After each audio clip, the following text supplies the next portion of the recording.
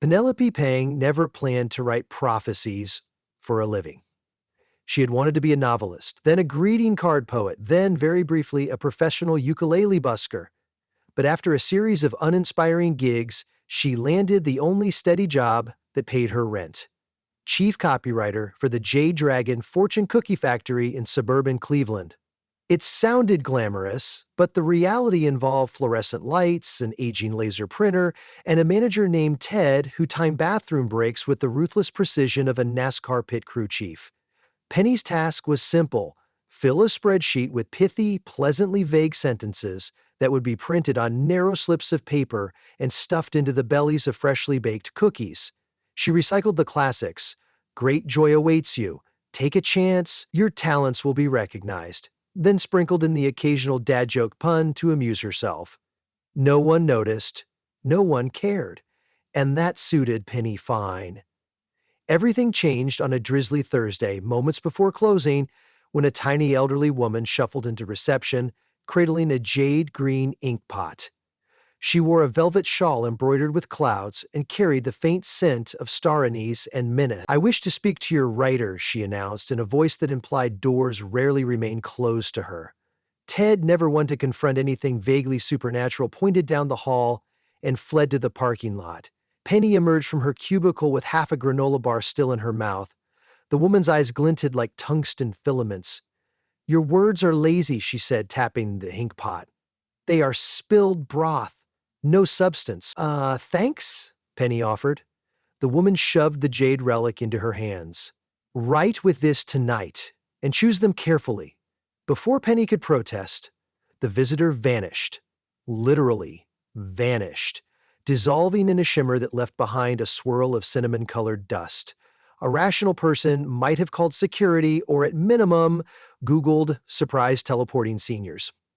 Penny, exhausted and curious, unscrewed the ink pot. Inside was an ordinary gel pen labeled Eternity Ink. She shrugged, loaded up a blank template, and started typing fortunes for the next day's batch. Lacking inspiration, she leaned into the familiar vagueness that had always served her.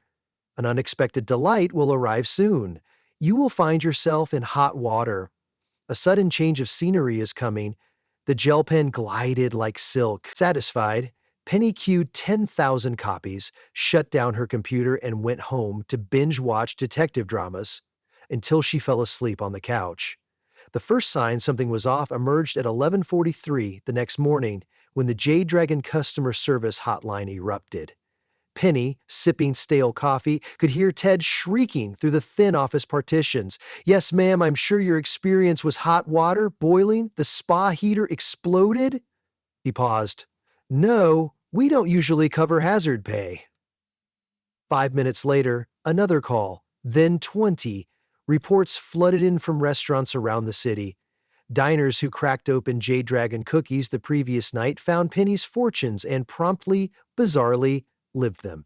A dentist received "An unexpected delight will arrive soon," and woke to discover a mariachi band on his lawn, hired by an ex-girlfriend who'd mixed up addresses. A yoga instructor who read "You will find yourself in hot water" was scalded when her ancient apartment radiator burst, sending steam everywhere. A bored accountant who absorbed "A sudden change of scenery is coming" was randomly selected for an audience participation magic act that saw him teleported naked except for a top hat onto the Jumbotron at a Guardians baseball game. By noon, fortune cookie fiasco trended on social media. Penny watched clip after clip, bewildered people waving ruined radiators, screaming mariachi trumpeters, the naked accountant covering himself with a foam finger. She tried to laugh. It was objectively hilarious, but a small knot of panic grew under her sternum. Could the jade pen be cursed? It sounded ridiculous. Then again, so did teleporting senior citizens. Ted stormed into her cubicle, cheeks crimson. "Did you write these?" Penny raised a hand. In my defense, they were professionally vague. Vague. He yanked a slip of paper from his shirt pocket. "Something precious will break. My wife read that last night. This morning our aquarium cracked. 50 gallons, koi everywhere. I'm pretty sure one joined a street gang." Penny blinked. "I'm sorry about the koi. We have got to fix this," he hissed, then dashed away to handle another call. Penny stared at the cursed pen. A rational person would contact an exorcist, or at least switch back to ballpoint. She did neither. Instead, she grabbed a sticky note and scribbled, "This too shall pass." She stared at the words, half expecting the office walls to evaporate. Nothing happened. Maybe the curse required mass production, like a cosmic Costco deal. Over lunch, she tested a theory. She wrote 50 fortunes, deliberately predicting overtly positive, hyper-specific events. Tomorrow, you will receive a compliment on your fabulous hat. You will dance the tango with a celebrity. Free puppies for you. She loaded them into the overnight batch, convinced the universe couldn't object to puppies. The next evening, social media detonated again. The compliment on your fabulous hat. Fortune reached a bald bike courier who, lacking any hat, stole one from a mannequin to make the prophecy true. Security footage of the theft went viral. Dance the Tango with a Celebrity landed in front of a middle-aged pharmacist who, later that night, was sideswiped by a touring company bus of Dancing with the Stars. One of the cast members leapt out to help, and since adrenaline is weird tangoed with him on the interstate median while EMTs looked on. Free puppies produced a citywide scramble when a truck transporting a litter from the county shelter crashed, unleashing 30 beagles that followed the fortune recipient in joyful, howling procession. Positive didn't mean harmless. Chaos ballooned. Insurance claims mounted. Penny's inbox overflowed with legal threats. Ted contemplated ritual seppuku using a plastic spork from the break room. Desperate, Penny visited Madame Zhao's House of Mystical Odds and Ends, the only occult shop in Cleveland open past 9. The bell over the door chimed, releasing a puff of sandalwood scent. Shelves brimmed with quartz pyramids, horoscope calendars, and novelty voodoo doll keychains. In the back sat the tiny woman from the factory, sipping chrysanthemum tea as though she owned time itself. "You cursed me," Penny accused. "I warned you," the woman replied calmly. "Words have power. You scatter them like confetti." "Look, confetti is fun until someone loses an eye," Penny said. "People are tangoing on the freeway, aquariums shattered, puppies everywhere. Okay, that part's adorable, but you get my point." The woman folded her hands. "A fortune's purpose is guidance, not filler. You must write with intention. Only then will the spell lift." "How do I do that?" "I've written thousands of fortunes. My brain is basically a fortune cookie." "Write one true fortune," the woman said, "one that requires no twist of fate to come alive. Give it to the world. Mean it." Penny waited for further instruction, maybe a montage of wax-on, wax-off training, or at least some sage nodding. Instead, the woman shooed her toward the exit. "You have until the next moonrise." Penny checked her phone. Moonrise, according to Google, was at 6:17 p.m. tomorrow. 21 hours to stop accidentally bending reality like a hyperactive pretzel. Back at the factory, an emergency meeting convened. Half the staff wanted to torch the printers, the other half wanted to monetize the phenomenon with guaranteed true fortune cookies. Ted just wanted antacid. Penny explained the fix. Publish one genuine, honest fortune that wouldn't upend anyone's life. "If it's honest," Ted said, "doesn't that mean it could be bad news?" "Honesty isn't necessarily doom," Penny replied. "It's clarity." "Fine," he sighed. "Do it, but keep it under 12 words. We're already over budget on ink." Penny spent the night in her cubicle, brainstorming. Every phrase felt like a potential lawsuit. "You will be okay." Too bland. And what if someone wasn't okay? "Love is near" could lead to stalking. "Trust yourself." What if someone trusted themselves into a bad haircut?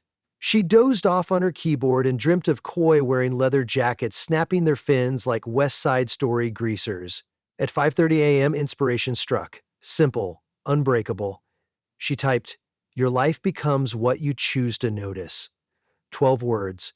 Clear, empowering, and crucially incapable of manifesting exploding plumbing. She printed 100,000 copies, loaded the feed, and watched the machine spit out stacks of perfect slips. The cookies would be baked, boxed, and delivered across the Midwest by lunchtime. All she could do now was wait. To occupy her buzzy nerves, Penny joined Ted on a pilgrimage to the Happy Panda Buffet, the highest volume distributor of Jade Dragon cookies in the city. They loitered near the dessert bar like undercover mall cops. pockets bulging with emergency duct tape should ceilings randomly collapse. Diners cracked open cookies. One by one, they read Penny's new fortune. A teenager blinked, reread, and shrugged. Nothing burst into flames. A construction worker grunted appreciatively, then focused on his orange chicken. No mariachi trumpet sounded, no puppies burst through the windows. The world remained stubbornly mundane. Penny exhaled a breath she'd been holding since Thursday. She returned to the factory buoyant with relief. Emails trickled in. Nice fortune, made me think, less sugar in the cookies, please, but nothing catastrophic. Around 5 p.m., Ted poked his head into her cubicle. So, curse lifted? Seems like it, she said, placing the jade pen in a locked drawer. Power of intentional language, lesson learned. Also, I'm taking tomorrow off. He nodded gratefully, but as he turned away, she added, Ted? Yeah? Maybe stop timing people's bathroom breaks. He blinked, considering. I choose to notice that you're right. Then he shuffled off, mumbling something about empathy metrics. Penny packed her bag, pulled on her coat, and stepped outside into cool evening light. The air felt crisp, purposeful. She caught herself reading street signs as if they were fortunes. Stop, hump, ahead. Ordinarily background noise. Now they looked like tiny, assertive philosophies. Your life becomes what you choose to notice. She noticed a woman helping an elderly man cross against the light. She noticed a golden retriever swinging its tail like a metronome of joy. She noticed the smell of fresh basil wafting from an Italian restaurant she'd walked past 100 times without a second glance. A city bus rumbled to a stop beside her. Digital marquee flashing, "Nothing is impossible," an ad for a motivational seminar. She laughed out loud. Maybe nothing was impossible, but some things were improbable, like cursed pins and coy street gangs. Or maybe improbability was the spice that made life worth tasting. She pulled out her phone and opened a blank document. Not for fortunes, not for corner-cutting pith, for stories. Real ones, the kind that didn't need cosmic interference to matter. She wrote a sentence. Penelope Pang finally noticed the world paying attention back. She smiled, saved the file, and pocketed her phone. The moon, a lazy sliver, was climbing over the skyline, exactly on schedule, unaffected by any fortune. For the first time all week, reality felt gloriously, hilariously normal. The next morning, Penny slept in until 10. She woke to a single text from Ted. Our sales tripled overnight. People love the new fortune. Also, koi doing better, thanks. Beneath it, a photo of a fish tank fortified with industrial plexiglass. A tiny koi posed in front of a plastic castle, apparently crime-free for the moment. Penny texted back a laughing emoji, then rolled out of bed to brew coffee. As the machine gurgled, she unlocked her desk drawer and stared at the jade inkpot resting beside a stack of blank slips. Part of her wanted to chuck it into Lake Erie. Another part wondered if she could learn to use it responsibly. After all, language always held magic. She'd just been mismanaging the dosage. She decided on a compromise. Display the pen in her living room bookcase as a reminder that words are, in fact, spells disguised as sentences. Just because she'd escaped the worst of the curse didn't mean future half-hearted scribbles wouldn't unleash smaller gremlins. Hurt feelings, misunderstandings, life choices made on flimsy guidance.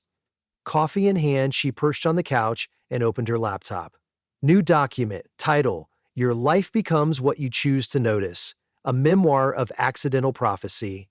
It was a working title, sure to be trimmed by editors, but it felt right. She began typing, describing koi in leather jackets, balding couriers stealing hats, beagles overrunning city streets. It would be comedic gold, but more importantly, it would be honest.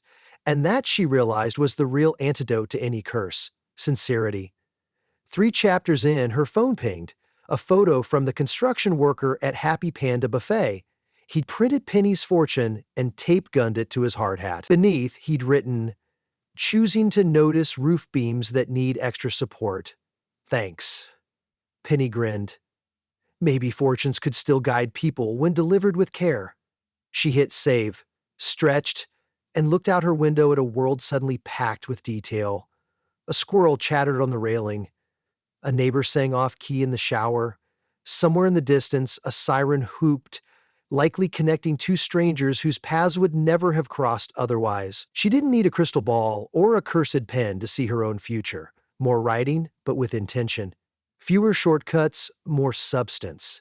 Comic mishaps might still find her like Loved a Good Pratfall, but they'd be her own, not accidentally mass-produced. And if, someday, she wrote another fortune, she'd know exactly what it would say. Notice the joke, share the laugh, then get back to living.